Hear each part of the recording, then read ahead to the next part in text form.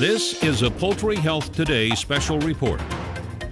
Teaming production with processing to reduce costly carcass condemnations and foodborne pathogens. Plump breast, check. Succulent meat, check. No visible defects, check. If you said these poultry carcasses weren't condemnable, you'd be right. So why have they been taken off the line at this U.S. processing plant? More than maintaining good biosecurity, managing breeder flocks, or getting young chicks off to a fast start, avoiding carcass condemnations can be among the most challenging and frustrating aspects of poultry production. In some cases, conditions may result in carcasses being trimmed for broken bones or bruises, for example, and that's to be expected. But unnecessary condemnations, the ones based more on opinion than tangible evidence, can cost poultry companies a fortune. One producer processing over 1 million 7-pound birds a week lost $1.1 million a year in unnecessary condemnations. USDA's Food Safety and Inspection Service reports that nearly 1% of poultry carcasses wind up in the condemnation bucket. That might sound insignificant, but in an industry like poultry, where companies process millions of birds a week, the financial losses can pile up quickly. In many cases, carcass condemnations are not a processing problem per se. According to one poultry veterinarian, reducing condemnations needs to begin on the farm. Well, I think it's very important that live production and processing talk and communicate. What happens on the live side greatly affects how these birds are processed and the ease of processing them, what happens with USDA dispositions, product that's put into a package or thrown away. Lloyd Keck and Douglas L. Fullencheck are poultry veterinarians for the animal health company Zoetis. Like most technical service veterinarians in the industry, they work with major poultry companies to develop programs to keep birds healthy, comfortable, and productive. But these two veterinarians are on a mission inspired by their company's farm-to-fork strategy. First, they want to help customers reduce costly condemnations in the processing plant. Second, they're working to help poultry companies reduce the load of foodborne pathogens moving from live production to processing. These might seem like separate objectives, and they are, but they share two common solutions, namely better teamwork and communication between live production and processing. As veterinarians, Drs. Keck and Fullencheck believe they're in the best position to bring these sides together to achieve tangible results. For example, on one of their recent visits to a plant, they found what they believe were inaccurate judgment calls for septox or septicemia toxemia. According to Dr. Fullencheck, who spent nearly 30 years with the USDA's Food Safety and Inspection Service, it's a group that could have been salvaged with trimming if the poultry company appealed the meat inspector's decision. By bringing live production and processing together, and by pooling those strengths to work with USDA inspectors, the Zoetis veterinarians helped to cut the poultry company's 1% condemnation rate in half. Recently, Drs. Keck and Fullencheck invited reporters and a video crew from Poultry Health Today to accompany them on a day-long visit to a major poultry company to see their farm-to-fork approach firsthand.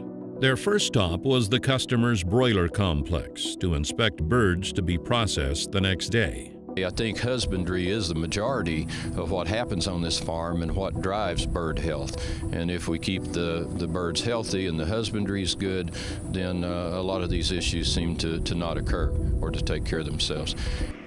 In other cases, there are live production problems that aren't apparent by a simple walkthrough of the farm. Airsaculitis, for example, can be caused by the bacterium E. coli, leading to toxic septicemia on the plant.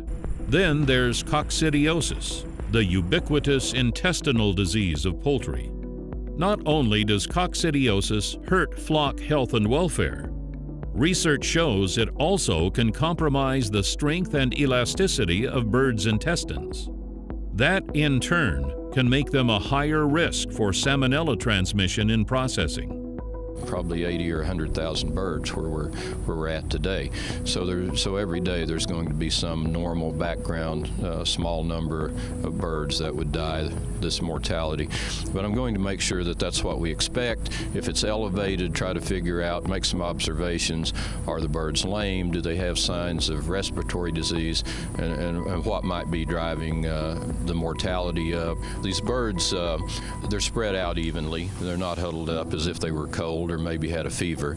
Also, when the farmer, and they go in these houses, these birds, they're used to being walked through, but they will move a few feet away from you, so they'll usually walk a few steps and sit down.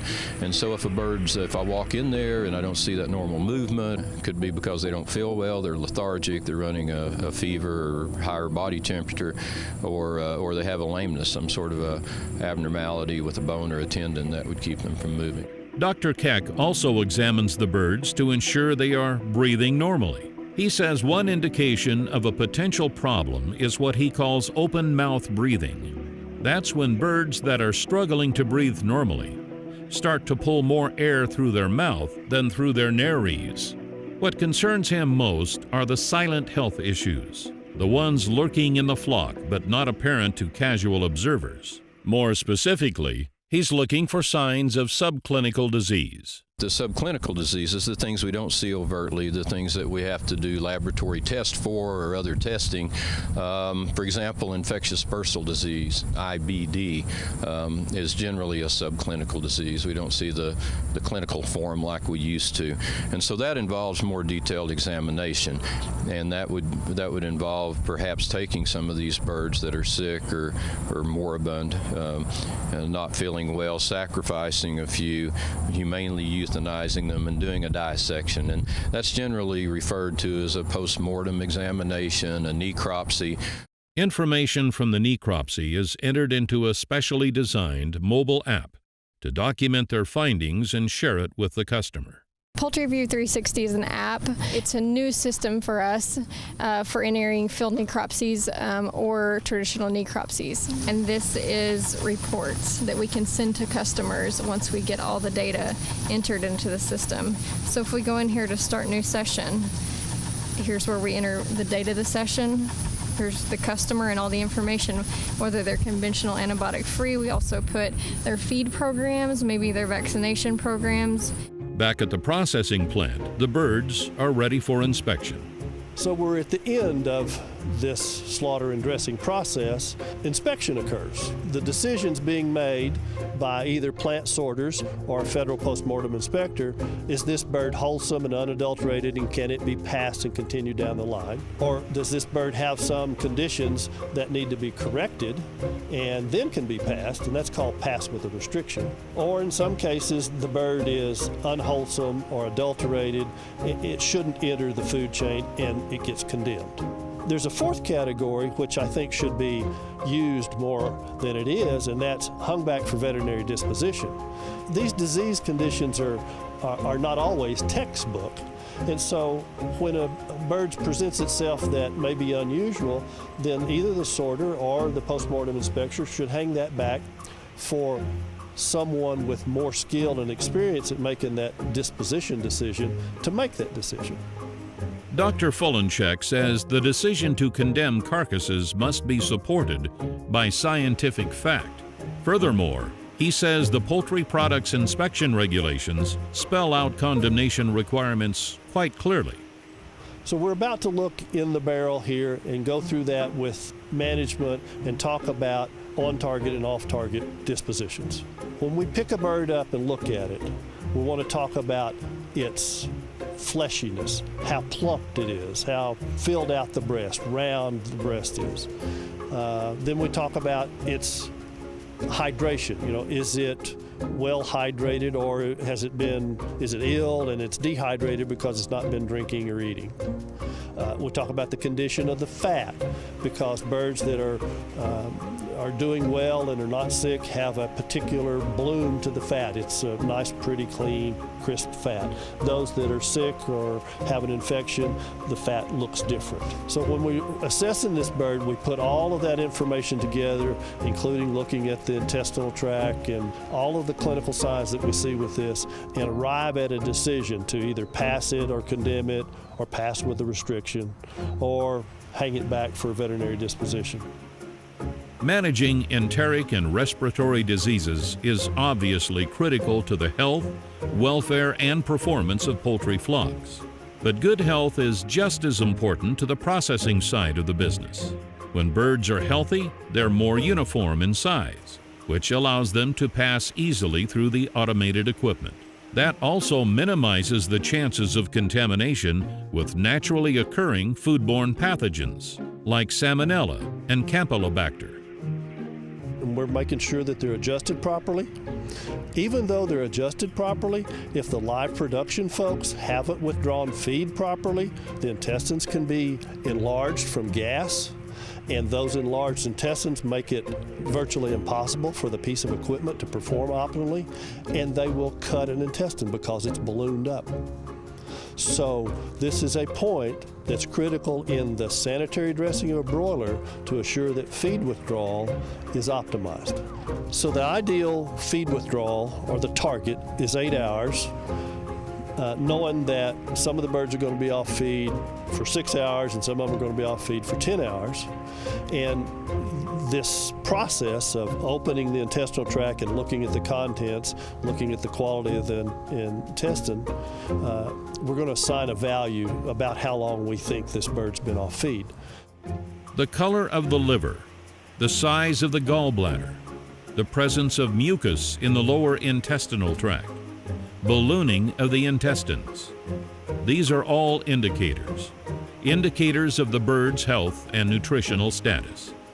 And typically, the Zoetis veterinarians say they see birds that have been off feed 1 or 2 hours longer than optimal. That, in turn, encourages birds to start eating litter, which increases the risk of Salmonella and Campylobacter contamination during dressing. Being off feed too long also increases shrink loss.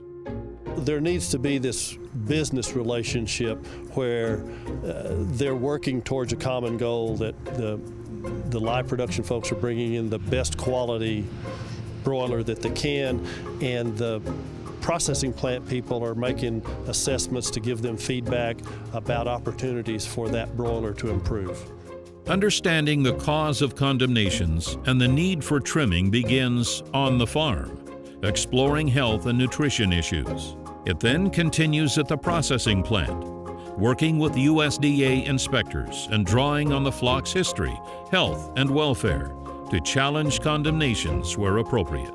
It's important that FSIS personnel realize that somebody is concerned about what's being condemned, and just the fact that there's an interest in it helps keep that inspection team focused on making good, sound condemnation decisions. Teamwork between live production and processing can do more than reduce condemnations. This integrated approach also can help reduce foodborne pathogens, because in the end, everyone in the poultry industry, veterinarians, production staff, processing staff, and the inspectors, has the same objective: to produce a safe, wholesome, affordable product that will satisfy consumers and keep them coming back for more.